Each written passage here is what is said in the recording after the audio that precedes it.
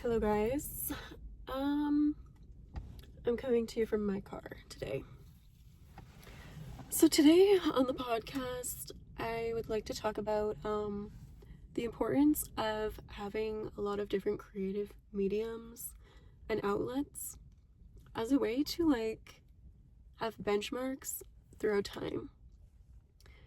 Having different creative mediums is a good way to measure your own growth and be able to look back and recognize this growth and different seasons in your life in a way that you can't do if you're just floating through life, not creating things.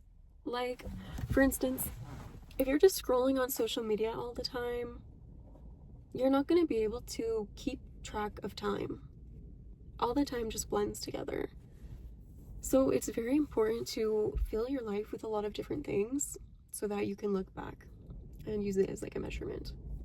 For example, with me, with painting, and before painting, I did pastels. And so coming here, I'm at a place called Pops and Park right now, and I can remember, I used to come here and make art. But if I really look at the art I was making, it's so different. There's months between each piece of art. So it's easier to look at what was going on in my life and just compare it to now. Not compare it, but recognize different seasons. Damn. There's a bunch of dogs out there right now. So yeah. Okay. So to expand a little more on what I was talking about, it's easier to just look at it like this. Look at it as when you read a book, there's all the different chapters in the book, right? Say there's 17 chapters in the book. Say you have 17 paintings, 17 sewing projects, whatever. All the time in between each project counts. Does that make sense? So you are living a whole life between these benchmarks, between these projects. And the chapters in a book, you can look back at the beginning, and at the beginning that's all you knew, right? But then the story goes on, and it's life. For instance, I was talking about, when I first started doing art of any kind, I did pastels. And so I remember coming here, and I remember making landscape art here, and at the time it was all pastels. So even though it's the same place, it feels the same. I can look back at the kind of art that I made at that time and see how far I've come. I've done a lot of paintings and a lot of sewing projects and whatnot. And sewing is the same thing. It teaches you about practice and patience and intention, and it just really teaches you about growth.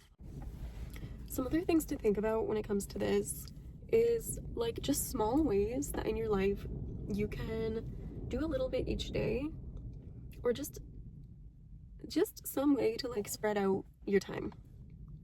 For instance, oh my god, how many times am I gonna say for instance?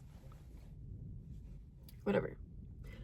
I write every day for years. Since I was 13 years old, I write every day. And it's just crazy. It's crazy to just have tangible, physical evidence of growth and of time passing.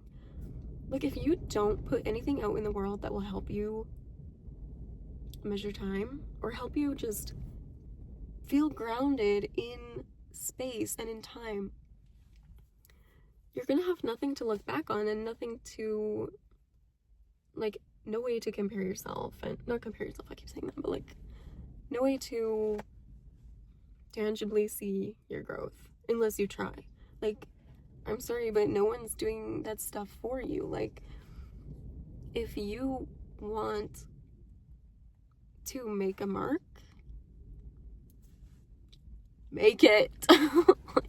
Like, you have to start somewhere. And that's the thing, it doesn't matter. Nothing matters. Like, consistency is the only thing that matters. Showing up, just trying. It doesn't matter if it's good, it doesn't matter if it's bad. All that matters is that you are literally pulling the energy from life and putting it into something tangible. Like, time is a tricky thing, and it can all blend together if you're not really careful. It's the same as when I see my boyfriend. Like, we are in a long distance relationship, so when I see him, I'm like, okay babe, like, we have to pack as many things in as possible. It doesn't even matter what the things are. Like, it can be like, oh, go to the grocery store and then walk to the end of the street and then I don't know, go to the Tianguis. Like, get a tejuino. Like, physical things are so important.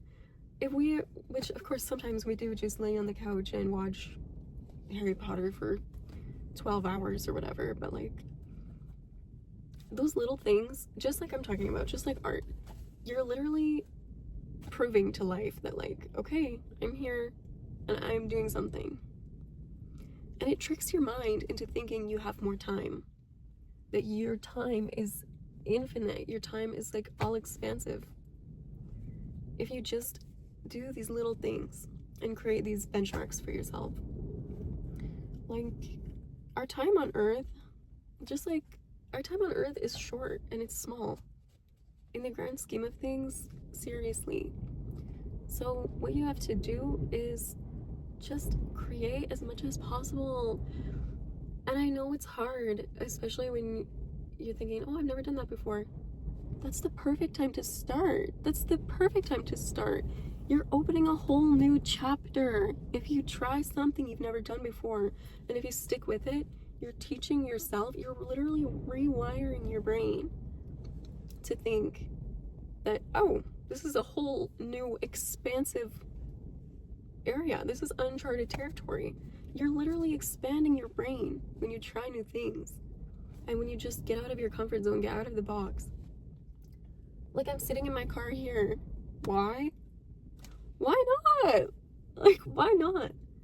It's just like, yeah, there's just more to life. Like, go drive your car somewhere beautiful and just sit there, write something, paint something, doodle something. It doesn't matter what you do. All that matters is that you show up and you teach yourself, like, I'm willing to go out of the box. I'm willing to be uncomfortable. And that's the thing too with, like, familiarity and comfort zones. Your comfort zone is only your comfort zone because you went out of your comfort zone once. Think about that. Your comfort zone isn't real. It's literally not real. Your comfort zone was created by you doing uncomfortable things. For example, like going for a walk. I go for a walk to the coulee. It's like 8 kilometers or whatever. Sometimes I go a different way, but usually I just go one way. That's only my comfort zone because one time I went for a walk and then the next time I went for the same walk, but I went a little further. And then the next time I went for a walk again. And then since I was comfortable with the first kilometer or whatever, you are comfortable to push yourself a little further. And just repeat that. Like, your comfort zone is only your comfort zone because you built it. Your comfort zone can be literally anything that you dream. You just have to start. You just have to do something one time and your comfort zone expands. Like, it's honestly a joy. It's a joy for me to, like, be alive and fail. Failure is, like, so fun for me. Knock on wood. Sometimes. Because you always grow, and it's the same with, like, loss, grief. It's honestly, you are forced to grow like nothing else. And on the same note, you have grief and loss, it allows you to live more fully, because now you're living for two. Does that make sense? Like, or maybe more than two. You're living for everyone that doesn't have a chance to live anymore. Now you have all these spirits on your side helping you out. And it's just funny, and it's just fun to be curious and just do things, whether or not they make sense to anyone else. Literally doesn't matter at all. Just do things for the sake of doing them. Do things for the sake of your own growth. And just do things to see where it takes you. Like, it's always interesting when you create something and you literally, like, creating is so fun. It doesn't matter what it is. Like, I'm gonna say for instance again. No, I'm not. Just taking a chance on things opens up a whole can of worms that you could never even imagine in your wildest dreams. I had something else to say.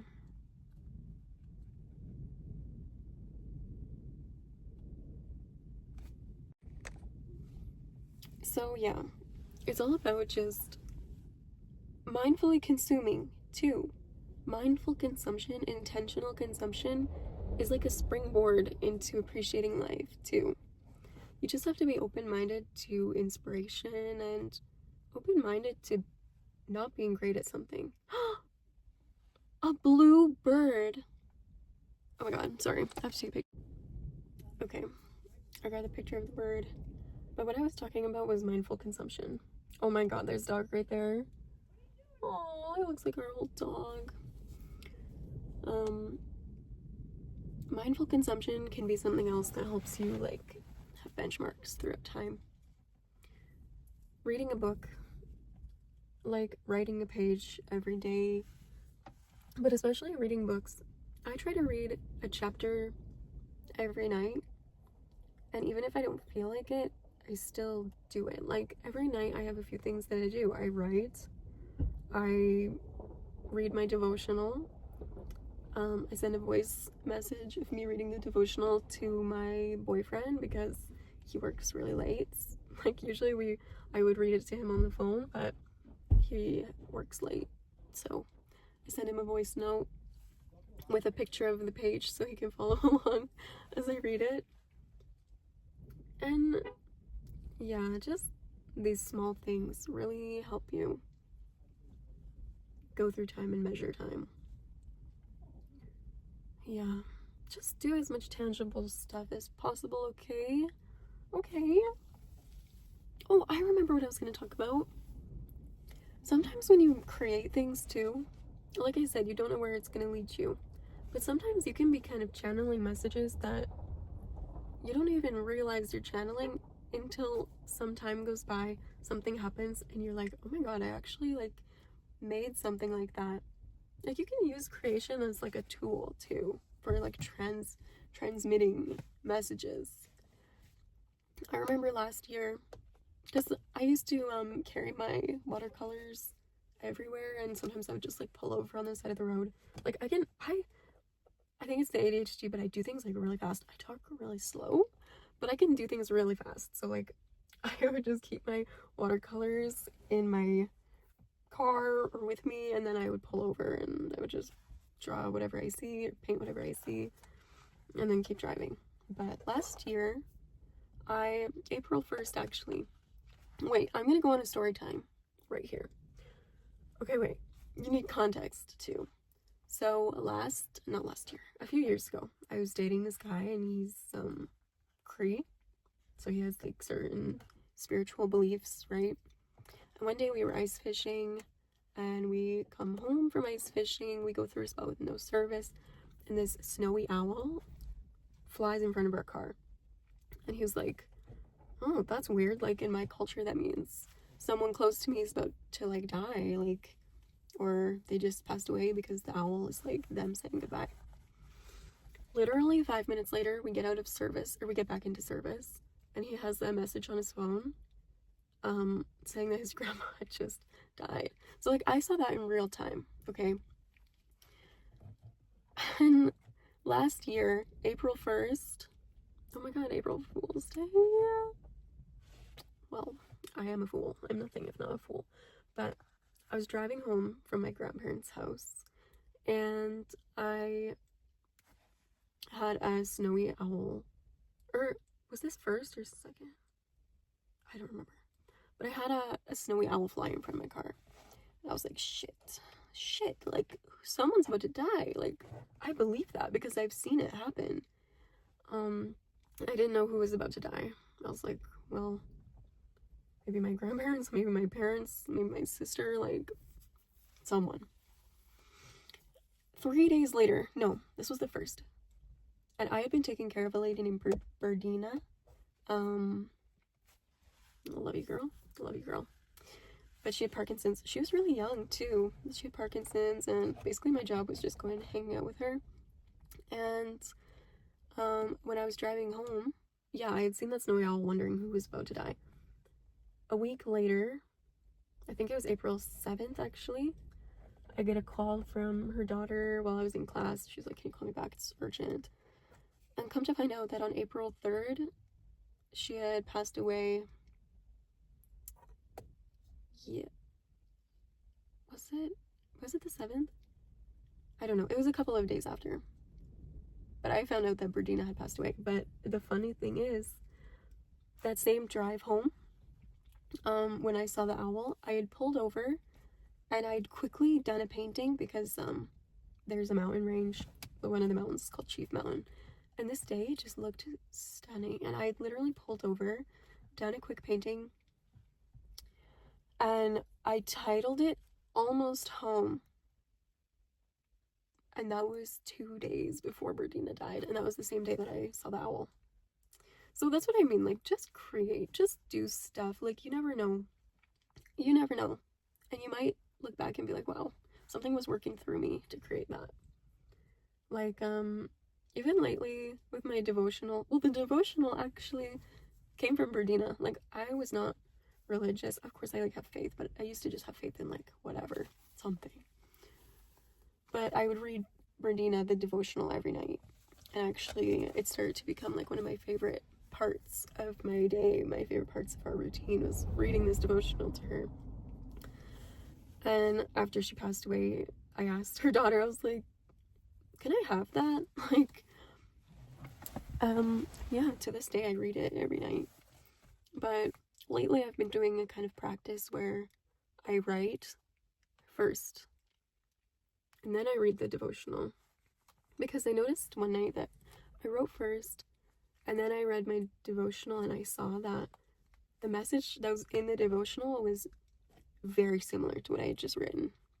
So now every night I kind of do that as a test. I just write, I just kind of stream of consciousness, let my words out on the paper, and then I read my devotional after. And since I've started doing that, I've noticed that, like clockwork, the devotional message of the day is really similar to what I just was kind of ruminating about, reflecting on. So yeah, just let creativity be a channel for you, a channel for growth, a channel for communication with yourself and with life, and a way to measure time. That's all I have today. Bye. Thanks for listening to my crazy brain.